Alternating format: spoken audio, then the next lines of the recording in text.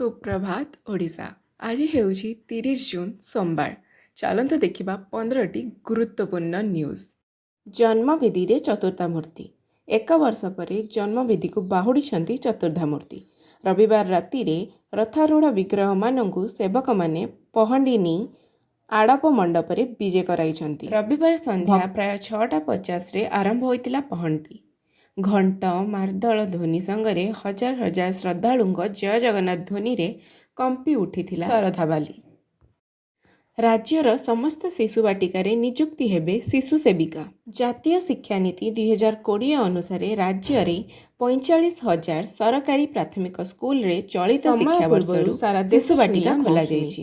ଦକ୍ଷିଣ ପଶ୍ଚିମ 5ରୁ 6 ବର୍ଷ ପିଲାମାନେ ପ୍ରାକ୍ ପ୍ରାଥମିକ ହରିୟାଣାକୁ ବାକି ଅଞ୍ଚଳ ସମେତ ଏଠାରେ ପାଠପଢ଼ାକୁ ଗୁଣାତ୍ମକ କରିବା ପାଇଁ ସରକାର ନୂତନ ପଦକ୍ଷେପ ନେଇଛନ୍ତି। ଆଜି ଥିବା ମୁଖ୍ୟମନ୍ତ୍ରୀଙ୍କ ଅଭିଯୋଗ ଶୁଣାଣି ସ୍ଥଗିତ ହୋଇଛି। ମୁଖ୍ୟମନ୍ତ୍ରୀଙ୍କ ଅଭିଯୋଗ ଶୁଣାଣି ସ୍ଥଗିତ ରଖାଯାଇଛି। ମୁଖ୍ୟମନ୍ତ୍ରୀଙ୍କ କାର୍ଯ୍ୟାଳୟ ପକ୍ଷରୁ ଏ ସମ୍ପର୍କରେ ସୂଚନା ଦିଆଯାଇଛି। ଏହା ଶୁଣାଣି ସୋମବାର ଦିନ ଭୁବନେଶ୍ୱର ଅଶୋକନଗର ୟୁନିଟ୍ 2 ସ୍ଥିତ ସରକାରୀ ପ୍ରାଥମିକ ବିଦ୍ୟାଳୟରେ ଅନୁଷ୍ଠିତ ହେବାକୁ ଥିଲା। ଅନିବାର୍ଯ୍ୟ କାରଣ ପାଇଁ ଏହା ସ୍ଥଗିତ ରଖାଯାଇଛି। ଜୁଲାଇ 1ରୁ ପର୍ଯ୍ୟଟକଙ୍କ ପାଇଁ ବନ୍ଦ ରହିବ ଶିମିଳିପାଳ। ମୌସୁମୀ ଯୋଗୁଁ ମୟୂରଭଞ୍ଜ ଜିଲ୍ଲାରେ ଥିବା ପ୍ରସିଦ୍ଧ ଶିମିଳିପାଳ ବ୍ୟାଘ୍ର ଅଭୟାରଣ୍ୟ ପର୍ଯ୍ୟଟକଙ୍କ ପାଇଁ ବନ୍ଦ ରହିବ। ଆସନ୍ତା ଜୁଲାଇ 1 ତାରିଖରୁ ଏହି କଟକଣା ଲାଗୁ ହେବ ବୋଲି ଅଭୟାରଣ୍ୟ କ୍ଷେତ୍ରରୁ ପ୍ରକାଶ କରାଯାଇଛି। ସମୟ ପୂର୍ବରୁ ସାରା ଦେଶ ଛୁଇଁଲା ମୌସୁମୀ। ଦକ୍ଷିଣ ପଶ୍ଚିମ ମୌସୁମୀ ବାୟୁ ରାଜସ୍ଥାନ, ପଶ୍ଚିମ ଉତ୍ତରପ୍ରଦେଶ, ହରିୟାଣାର ବାକି ଅଞ୍ଚଳ ସମେତ ସମ୍ପୂର୍ଣ୍ଣ ଦିଲ୍ଲୀରେ ପହଞ୍ଚିଛି।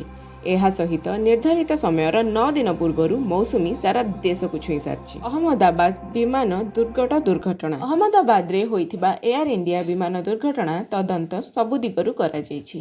ଏଥିରେ ଷଡ଼ଯନ୍ତ୍ରର ମଧ୍ୟ ଆଶଙ୍କା କରାଯାଉଛି। ବେସାମରିକ ବିମାନ ଚଳାଚଳ ରାଷ୍ଟ୍ରମନ୍ତ୍ରୀ ମୁରଲୀଧର ମୋହନ ଏହା କହିଛନ୍ତି। ତେବେ ବର୍ତ୍ତମାନ ସୁଦ୍ଧା ଏଥିରେ କୌଣସି ଆତଙ୍କବାଦୀ ଲିଙ୍କ ନଥିବାର ସ୍ପଷ୍ଟ ହୋଇଛି। ଆମେରିକା ସିନେଟରେ ଟ୍ରମ୍ପଙ୍କ big beautiful bill pass. America ରାଷ୍ଟ୍ରପତି ଡୋନାଲ୍ଡ ଟ୍ରମ୍ପ ବହୁଚର୍ଚ୍ଚିତ ବିଗ୍ ବ୍ୟୁଟିଫୁଲ ବିଲ୍ ସିନେଟରେ ପ୍ରେରିତ ହୋଇଛି। ଅଳ୍ପ ବ୍ୟୟ ବ୍ୟବଧାନରେ 51ରୁ 49 ଭୋଟ ଏହି ବିଲ୍ ଗୃହୀତ କରିଛି ବେଳେ ଟ୍ରମ୍ପ ଏହାକୁ ରିପବ୍ଲିକାନ ପାର୍ଟି ପାଇଁ ଏକ ବଡ଼ ବିଜୟ ବୋଲି କହିଛନ୍ତି। ଭାରତୀୟ ସେୟାର ବଜାରରେ ବିଦେଶୀ ପୁଞ୍ଜିନିବେଶ ବୃଦ୍ଧି। ଭାରତୀୟ ସେୟାର ବଜାର ପ୍ରତି ବିଦେଶୀ ନିବେଶକଙ୍କ ଆଗ୍ରହ ବଢ଼ିବାରେ ଲାଗିଛି। ଆନ୍ତର୍ଜାତିକ ସ୍ତରରେ ରାଜନୈତିକ ଏବଂ ବାଣିଜ୍ୟିକ ତୀକ୍ଷ୍ଣତା କମିବା ପରେ ଗତ ସପ୍ତାହରେ ବିଦେଶୀ ନିବେଶକ ଭାରତୀୟ ବଜାରରେ 13,107 କୋଟି ଟଙ୍କା ନିବେଶ କରିଛନ୍ତି। ଓଡ଼ିଶାର ପାଣିପାଗ। 30 ଜୁନ୍ରୁ 5 ଜୁଲାଇ ପର୍ଯ୍ୟନ୍ତ ଓଡ଼ିଶାରେ 16 ଜିଲ୍ଲାରେ ଭାରୀ ବର୍ଷା, ଗର୍ଜନ, ବଜ୍ରପାତର ସମ୍ଭାବନା ଅଛି। ପୁରୀ, ଭୁବନେଶ୍ୱର, କେନ୍ଦ୍ରାପଡ଼ା ଜିଲ୍ଲାରେ ସତର୍କ ବଜାୟ ରହିଛି। ଶ୍ରୀଗୁଣ୍ଡିଚା ମନ୍ଦିରରେ ଭୀଷଣ ଭଗଦଡ଼। 3 ମୃତ, 50ରୁ ଅଧିକା ଲୋକ ଆହତ। ଆଜି ସକାଳେ ଓଡ଼ିଶାର ପୁରୀରେ ଶ୍ରୀଗୁଣ୍ଡିଚା ମନ୍ଦିରରେ ଜଗନ୍ନାଥଙ୍କ ରଥଯାତ୍ରା ସମୟରେ ଏହି ଭଗଦଡ଼ ଘଟିଛି। ଏଥିରେ 3 ଜଣ ମୃତ ଏବଂ 25 ଜଣ ଲୋକ ଆହତ ହୋଇଛନ୍ତି। ଓପନ୍ ଆଥଲେଟିକ୍ 2025ରେ ବେଙ୍ଗାଲୁରୁରେ ଅନୁଷ୍ଠିତ ଇଣ୍ଡିଆନ୍ ଓପନ୍ ଆଥଲେଟିକ୍ସରେ ସର୍ବେଶ କୁସାର 2.21 ମିଟର ଡେଇଁ ପୁରୁଷ ହାଇ ଜମ୍ପରେ ସ୍ୱର୍ଣ୍ଣ ଜିତିଛନ୍ତି।